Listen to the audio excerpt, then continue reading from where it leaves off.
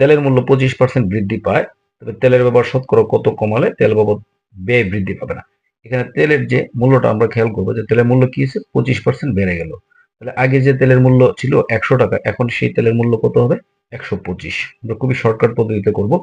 যেহেতু তেলের মূল্য বৃদ্ধি পেল, কত পার্সেন্ট বৃদ্ধি পেল, 100-র মধ্যে 25 বৃদ্ধি পেলো, মানে শতকরা 25 বেড়ে গেল। তাহলে 25 বেড়ে যাওয়াতে তেলের বর্তমান মূল্যটা কত হবে, 125। এখন যেহেতু আমরা বৃদ্ধি পাওয়ার কারণে তেলের ব্যবহারটা আমরা কমাবো, তাহলে 125 হওয়াতে কতটুকু কমাবো, 125-এর মধ্যে আমরা কিন্তু পূর্বের জায়গায় যদি ফিরে যেতে চাই, তাহলে কত কমাতে হবে, 25 কমাতে হবে। এই বৃদ্ধি পাওয়ার পরে তেলের মূল্য হয়ে গেল 125। তাহলে আমরা যদি পূর্বের স্থলে ফিরে যেতে চাই, মানে খরচ যদি আমাদের বৃদ্ধি না করাতে চাই, তেল বাবদ ব্যয় বৃদ্ধি পাবে না এরকম অবস্থা ফিরতে চাই, তার মানে আগের খরচেই থাকবে। তাহলে 125-এর মধ্যে আমাদের ব্যয়টা কমাতে হবে কত, খরচটা 25। তাহলে এখন বলা হচ্ছে শতকরা কত কমাতে, জাস্ট হচ্ছে 100 দ্বারা গুণ করে দেবো। এই জায়গাটা যদি আপনি জাস্ট বুঝতে পারেন, তাহলে দেখেন আপনি 5 সেকেন্ডের মধ্যে কিন্তু এটার উত্তর দিতে পারবেন। তাহলে 25 দ্বারা কেটে দিই, তাহলে কত হবে 5, আবার 5 দ্বারা যদি কাটেন তাহলে হবে কত, 20। তাহলে এখন এর উত্তর হচ্ছে কত, 20। কোন স্কুলে 70% শিক্ষার্থী ইংরেজি এবং 80% শিক্ষার্থী বাংলায় পাশ করেছে, কিন্তু উভয় বিষয়ে 10% ফেল করেছে। যদি উভয় বিষয়ে 300 জন শিক্ষার্থী পাশ করে থাকে, তবে ওই স্কুলে কতজন শিক্ষার্থী পরীক্ষা দিয়েছে। তো এখান থেকে আমরা যে কাজটি করবো সেটি হচ্ছে যে এখানে 70% শিক্ষার্থী কি করছে, ইংরেজিতে, এবং 80% শিক্ষার্থী বাংলায় পাশ করেছে। ইংরেজিতে 70% শিক্ষার্থী যদি ইংরেজিতে পাশ করে থাকে এবং 80% শিক্ষার্থী বাংলায় পাশ করে থাকে, তাহলে শুধু আমরা এখান থেকে বের করবো শুধু ইংরেজিতে ফেল করেছে কতজন, এবং শুধু, আমি সংক্ষেপে লিখছি, শুধু বাংলায় ফেল করেছে কতজন।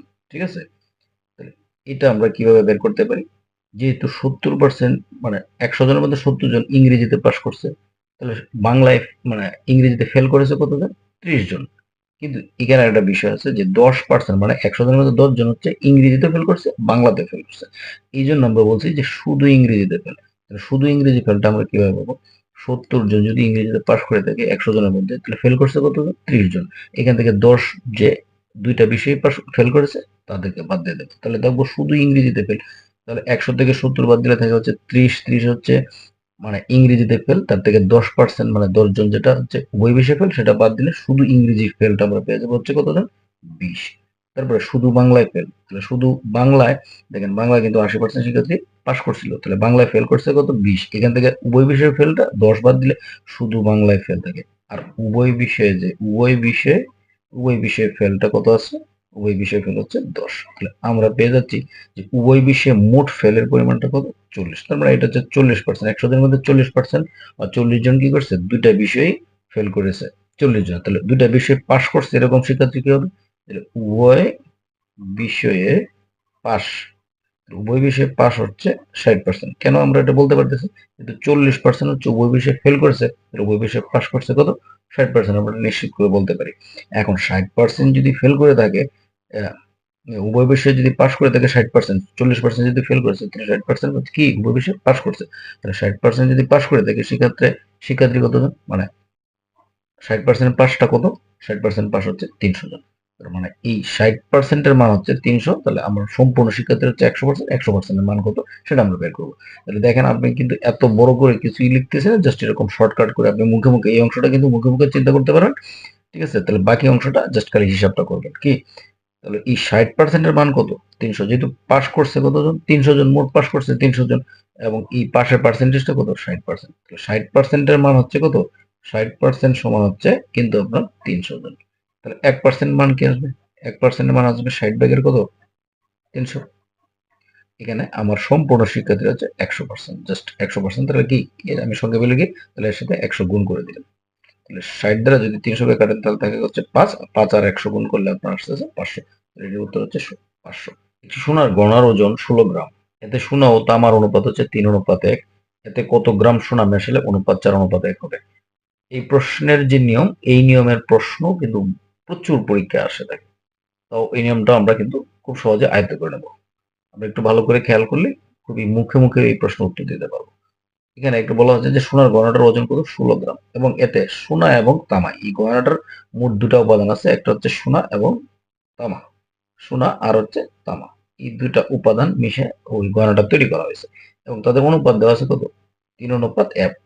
তাহলে যেখানে অনুপাত দেওয়া থাকে এবং ওই মানে রাশিটার মোট মান দেওয়া থাকে বা ওই পদার্থের বা জিনিসটার মোট মান দেওয়া থাকবে অনুপাতের, সেখান থেকে আমরা কিভাবে প্রত্যেকটার মান নির্ণয় করতে পারি, যেটা সোনা এবং তামার মানটা আমরা কিভাবে নির্ণয় করবো।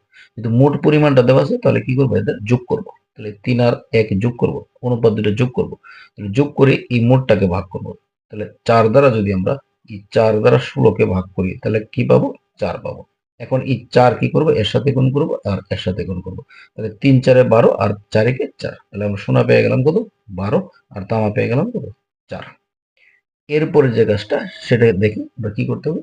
এখানে বলছে এতে আর কত গ্রাম সোনা মেশালে অনুপাত 4:1 হবে। তাহলে এখন একটা বিষয় খেয়াল করবো যে আমরা কোনটা মেশাবো, মেশাবো হচ্ছে সোনা, আর তামা কিন্তু অপরিবর্তিত থাকবে। তখন এদের অনুপাতটা কত হবে, 4:1। তখন অনুপাতটা কি হবে, 4:1। তাহলে একটা বিষয় খেয়াল করবো, যেহেতু আমরা সোনা মেশাবো তাহলে তামা কিন্তু অপরিবর্তিত থাকবে। তামা পূর্বে কত ছিল, 4, তাহলে এখানেও কিন্তু 4 হবে। তাহলে এখানে 4 কিভাবে হবে, এখানে অনুপাতে কত আছে, 1। তাহলে এর সঙ্গে 4 যদি আমরা এই যে মানটা তামার যে পূর্বের মানটা এটা গুণ করে দিই। এখন আপনি প্রশ্ন করতে পারেন যে কোনটা দ্বারা আমরা গুণ করব, যেটা আমরা অপরিবর্তিত থাকবে।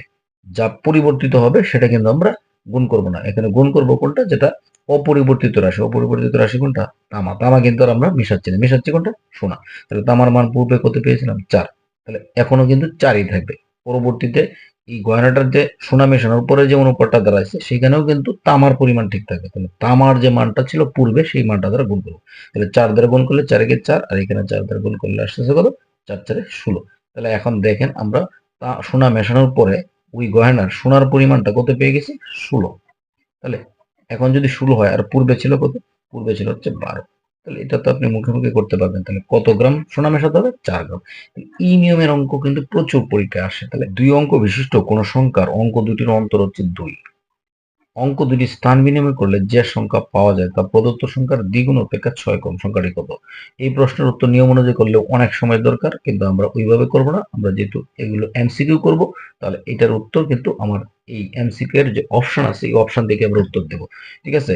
এখন এটা কিভাবে দিতে পারি দেখেন, বলা হয়েছে অঙ্ক দুটির অন্তর। তাহলে অঙ্ক দুটির অন্তর আমরা একটু খেয়াল করে দেখবো, সব জায়গায় কিন্তু এটা মানতেছে, এটা একটা শর্ত। এই শর্তের অঙ্ক কিন্তু আমরা কি অপশন থেকে দিতে পারবো। তাহলে প্রথম শর্তটা কিন্তু এই অপশনের প্রত্যেকটা সংখ্যাই কিন্তু সেটা পালন করছে। তাহলে প্রথম শর্ত দিয়ে আমরা উত্তরটা বের করতে পারছি না। পরের শর্তে কি বলছে, অঙ্ক দুটির স্থান বিনিময় করলে যে সংখ্যা পাওয়া যায়। যেমন ধরেন অঙ্ক দুটির স্থান বিনিময় করলে, যে এটা যদি আমরা চিন্তা করি তাহলে এটা স্থান বিনিময় করলে কি পাই, 42। স্থান বিনিময় করার পর যে সংখ্যাটি পাবো সেটি হচ্ছে প্রদত্ত সংখ্যার দ্বিগুণ অপেক্ষা কত, 6 কম। তাহলে প্রদত্ত সংখ্যাটা কত, 24। 24-এর দ্বিগুণ কত, 24-এর দ্বিগুণ নিশ্চয়ই আমরা জানি 48। এর থেকে দেখেন 6 কমের সমান। তার মানে এটি হচ্ছে সঠিক উত্তর। আর বাকিগুলোতে কিন্তু কোনোটাতেই এটা হবে না। আপনি খুবই সংখ্যাগুলো খেয়াল করলে বুঝতে পারবেন। খুবই চমৎকার কিন্তু এই পদ্ধতিটা। যখন দেখবেন কোনো প্রশ্নে শর্ত দেওয়া থাকবে, সেই প্রশ্ন মানে গতানুগতিক পদ্ধতিতে করার দরকার নেই, আপনি অপশন দেখে উত্তর দিতে পারবেন। আর দশমিকের এরকম গুণ ভাগের প্রশ্ন কিন্তু প্রচুর পরীক্ষা থাকে। তাহলে এই প্রশ্নটা যদি আমরা একটু খেয়াল করি, তাহলে এখানে দেখবো যে উপরে 3টি সংখ্যা আছে, দশমিকের 3টি সংখ্যা, নিচে হচ্ছে 2টি। এখানে একটু দশমিকের ডানের যে অঙ্ক সংখ্যা একটু খেয়াল করি। এখানে দশমিকের ডানে অঙ্ক হচ্ছে 1টি, এখানে হচ্ছে 1টি, এখানেও 1টি। তার মানে দশমিকের ডানে উপরে আছে 3টি অঙ্ক, আর নিচে আছে কয়টা, এখানে 2টা, এখানে 2টা, মানে 4টা। অসমান পর্যায়ে আছে। তাহলে আমরা একটু সমান সমান করে যদি একটু চিন্তা করি, তাহলে এখানে দেখেন দশমিকের ডানে 1 অঙ্ক, এখানে দশমিকের ডানে 1 অঙ্ক, এখানে দশমিকের ডানে কত, 2 অঙ্ক। তাহলে এই দুইটা যখন গুণ করব তখন তার গুণফলটা দাঁড়াবে কিন্তু দশমিকের ডানে 2 অঙ্ক। দশমিকের ডানে 2 অঙ্ক আসবে। তাহলে এখানে দশমিক তুলে দিলে হচ্ছে 1, আর এখানে দশমিক তুলে দিলে হচ্ছে 11। ঠিক আছে? তাহলে এইটা যখন আমরা গুণ করব এর সঙ্গে এটা, তখন কিন্তু আমরা এই দশমিকের ডানে কি আসবে, এই যে এটা হচ্ছে আমার 2 ঘর বামে চলে যাবে, তাই না? এটা আর এটা যদি আমরা গুণ করি তাহলে দশমিকটা হচ্ছে এই 11, আমার এখানে 1 ঘর, এখানে 1 ঘর, 2 ঘর বামে চলে আসে। আর এখানে আমার 2 ঘর বামে দশমিক আছে। তাহলে এখানে দেখেন এই যে 0 1, এই দুটার মধ্যে আমরা দশমিকটা কিন্তু বাদ দিয়ে দিতে পারি। তাহলে এটা দশমিকটা যদি বাদ দিতে, তাহলে এখানে থাকবে হচ্ছে মূলত 11, আর এখানে থাকবে হচ্ছে 1। তাহলে 1 এর তো কোনো ভ্যালু থাকতেছে না গুণের ক্ষেত্রে বা ভাগের ক্ষেত্রে। তাহলে পরে থাকে কত, 1.2, আর এখানে আছে কত, 0.02। তাহলে এখানে দেখেন, এখানে কিন্তু আবার দশমিক যেহেতু উঠে গেছে, তাহলে এখানে শুধু রয়ে গেল কত, 11। এখানে দশমিকের ডানে কয় ঘর আছে, 2 ঘর, এখানে দশমিকের ডানে 1 ঘর। আমরা লব এবং হরের দশমিকের ডানের অঙ্ক সংখ্যা সমান করতে চাই। তাহলে এখানে 1.2টাকে এই দশমিক এখানে 1 ঘর ছিল, এটাকে আমরা এর সাথে মেলানোর জন্য আমরা 2 ঘর করে দেবো। তাহলে এখানে যেহেতু কোনো অঙ্ক নাই, তাহলে আমরা কি দেবো? 0। আর নিচে এই দশমিকটা এখান থেকে যদি এখানে নিয়ে আসি, তাহলে কত আসে? 2। তাহলে এখন দেখেন 2 দ্বারা যদি আমরা 120কে কাটেন, তাহলে হচ্ছে 60। এখন 60 আর 11 জাস্ট গুণ করবেন। 60 আর 11 গুণ করলে গুণফলে অবশ্যই একটা শূন্য থাকবে। এই যে 6 আর 11 গুণ করবেন 66। আশা করি ব্যাপারটা বুঝার কথা। আমরা জাস্ট দশমিকের ডানের বা দশমিকের মানে কত ঘর বামের দশমিক আছে সেই অঙ্ক সংখ্যা মিলিয়ে আমরা এই কাজটা করার চেষ্টা করি। দুটি ক্রমিক সংখ্যার বর্গের অন্তর সাহিত্যিক সংখ্যা দুটি কি কি? এই প্রশ্নের উত্তর আপনি খুবই চট করে দিতে পারবেন যখন এই ধরনের প্রশ্ন দেওয়া থাকবে। দুটি ক্রমিক সংখ্যার বর্গের অন্তর যাই দেওয়া থাক, আপনি যখন বড় সংখ্যাটা নির্ণয় করতে চাইবেন, তখন এই বর্গের অন্তর যা দেওয়া থাকবে তার সঙ্গে 1 যোগ করে 2 দ্বারা ভাগ করবেন। তাহলে এখানে হচ্ছে 38, 38কে আমরা যদি 2 দ্বারা ভাগ করে দিই, তাহলে একটি সংখ্যা পাবো হচ্ছে 19। তার মানে এটা হচ্ছে বড় সংখ্যাটা হচ্ছে কত? 19। যেহেতু আমরা বড় সংখ্যাটা নির্ণয় করব, তখন কি করব? বর্গের অন্তরের সঙ্গে 1 যোগ করে 2 দ্বারা ভাগ করলে পাবো বড়টা। আর যদি ছোটটা বের করতে চাই, তাহলে 1 বিয়োগ করবো। তাহলে এর থেকে 1 বিয়োগ করলে হচ্ছে 36, আর 36কে 2 দ্বারা ভাগ করলে হচ্ছে কত? 18। তার মানে বড়টা যখন পেয়ে যাবেন, ছোটটা তো পাশাপাশি থাকবে, যেহেতু ক্রমিক বলা হয়েছে। তাহলে আমরা এখানে দেখেন 19 পেয়ে গেছি। 19 আর ছোটটা কি আসবে? এই যে 18। তাহলে একটি বর্গাকার বাগানের ক্ষেত্রফল হচ্ছে 2025 বর্গমিটার। এর চারদিকে কি বলা হয়েছে? বাগানটা কিরকম? বর্গাকার। এবং এর ক্ষেত্রফল কি দেওয়া আছে? এই যে 2025। বর্গক্ষেত্রের ক্ষেত্রফল সমান আমরা কি জানি? বর্গক্ষেত্রের ক্ষেত্রফল হচ্ছে বাহু গুণ বাহু। তাহলে আমাদের কি বলা হয়েছে? এর চারদিকে বেড়া আছে। বর্গাকার একটা, ধরেন একটা এরকম একটা বর্গাকার কি বাগান, যার চারদিকে কি দেওয়া আছে? বেড়া। তাহলে বেড়াটার দৈর্ঘ্য নির্ণয় করবো। তাহলে বেড়ার এই চারদিকের বেড়ার মানে কি? তার পরিসীমা। তাহলে বর্গের পরিসীমা জানতে হলে কি জানা লাগে? বর্গের বাহুর দৈর্ঘ্য জানা লাগে। তাহলে আমাদের এই বর্গের বাহুর দৈর্ঘ্যটা কোথা থেকে বের করতে পারবো? এই যেহেতু ক্ষেত্রফল দেওয়া আছে, ক্ষেত্রফল দেওয়া আছে কত? 2025। এর যদি আপনি বর্গমূল করতে পারেন, তাহলে আপনি পেয়ে যাবেন হচ্ছে বাহুর দৈর্ঘ্য। আর বাহুর দৈর্ঘ্যকে 4 দ্বারা গুণ করলে আপনি এই বেড়ার যে মোট দৈর্ঘ্য সেটা পাবেন। তাহলে এই যে 2025 এর বর্গমূল কি হবে? 2025 এর জাস্ট বর্গমূলটা যদি আপনি নির্ণয় করেন, জোড়া জোড়া ডান দিক থেকে দাগ দিয়ে নিই, তাহলে 20 এর কাছাকাছি যে পূর্ণবর্গ সংখ্যা আছে সেটি হচ্ছে কত? 16। 16 বর্গমূল হচ্ছে কত? 4। তাহলে 4 4 কি? 16। তাহলে এখন এখানে বিয়োগ হচ্ছে 4। আমরা এই জোড়াটা কেটে নামাবো। আর এখানে যে সংখ্যাটা দেবো, এখানে কত? 4। তাহলে এখানে আমরা এর দ্বিগুণ কত? 8 লিখবো। এখন এইখানে যা লিখবো, এখানে তাই বসিয়ে আমরা গুণ করে দেব এর কাছাকাছি বা এর সমান। তাহলে এখানে যদি 5 নিই, তাহলে 8 85 হচ্ছে এই যে 8, 5 80 হচ্ছে 400, আর 5 5 25। তার মানে কি? 425।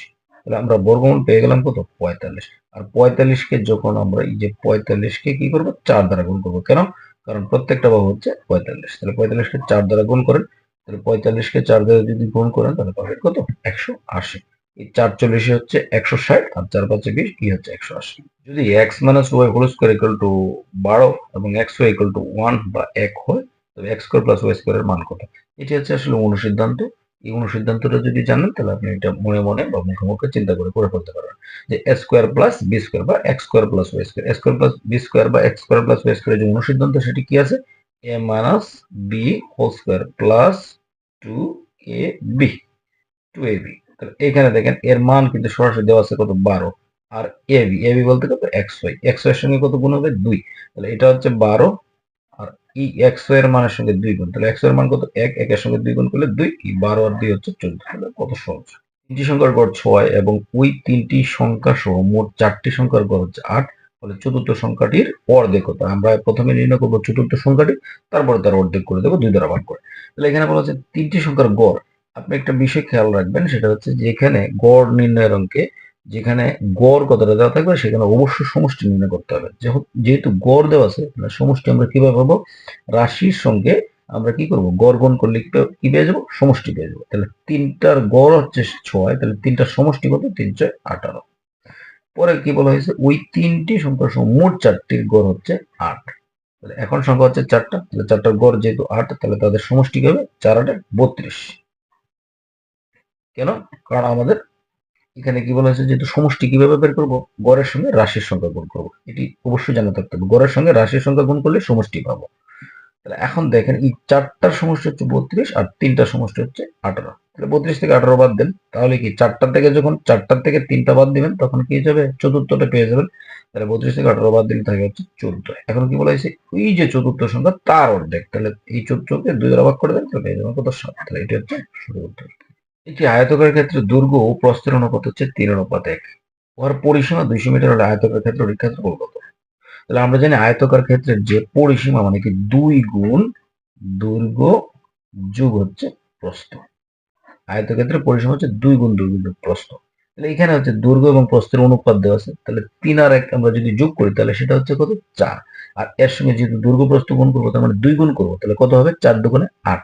আর এর মানটা কি হচ্ছে, পরিসীমা দেওয়া আছে কত, 200। তাহলে 200 কে যদি আপনি 8 দ্বারা ভাগ করেন তাহলে পাবেন কত, 25। আর এই 25টা হচ্ছে অনুপাতের সাধারণ রাশির মান।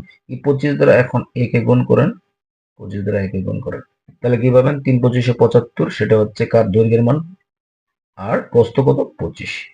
এখন কি বলেছে, ক্ষেত্রফল। তাহলে আয়তক্ষেত্রের ক্ষেত্রফল কি জানি, দৈর্ঘ্য গুণ প্রস্থ, দুটো গুণ করেন, তাহলে 75 আর 25 যদি গুণ করেন তাহলে পাবেন হচ্ছে 1875। এটা হচ্ছে সঠিক উত্তর। X plus y equal to 17 এবং এক্স ওয়াই ইকুয়াল টু 60 হয়, তবে এক্স মাইনাস ওয়াই এর মান কত? এই প্রশ্নের উত্তর কিন্তু আপনি খুবই সহজে দিতে পারবেন, মনে মনে চিন্তা করে বের করে ফেলতে পারবেন। এটা গতানুগতিক নিয়ম ছাড়াই করে ফেলতে পারবেন। কিভাবে? যদি বলা হয়েছে যে দুটো সংখ্যার যোগফল, এমন দুটি সংখ্যা যাদের যোগফল হচ্ছে 17 এবং তাদের গুণফল হচ্ছে 60, তাহলে আপনি এই 60কে যদি ভাঙেন তাহলে 5 দিয়ে যদি ভাগ করেন তাহলে কত আসে, 12। দেখেন তো 5 আর 12 দুইটা যোগ করেন, যোগ করলে কত হয়, 17 হয়, এবং এদের গুণফল কিন্তু 60।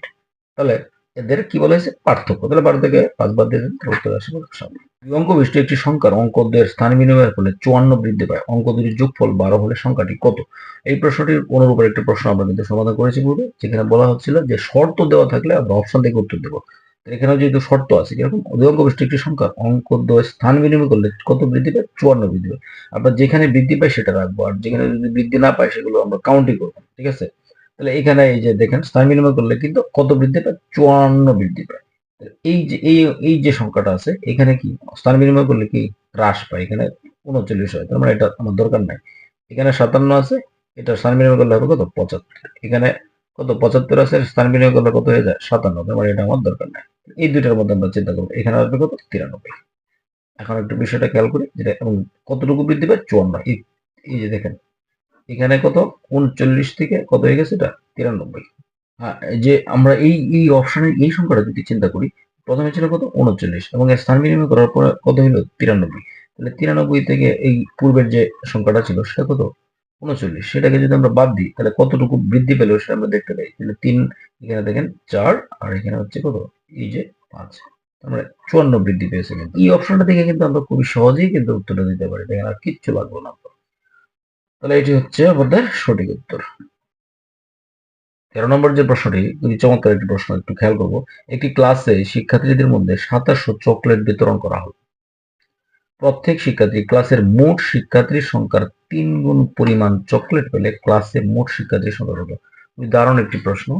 আমরা জানি না যে শিক্ষার্থীর সংখ্যা কত, আমরা যদি ধরি যে শিক্ষার্থীর সংখ্যা হচ্ছে এক্স, তাহলে প্রত্যেক শিক্ষার্থী, এই মোট শিক্ষার্থীর সংখ্যা হচ্ছে এক্স, ঠিক আছে। তাহলে এখন এখানে বলা হয়েছে প্রত্যেক শিক্ষার্থী ক্লাসের মোট শিক্ষার্থীর সংখ্যার 3 গুণ পরিমাণ চকলেট পায়, তাহলে মোট শিক্ষার্থীর সংখ্যা কত? প্রত্যেকে পাবে কয়টা, মানে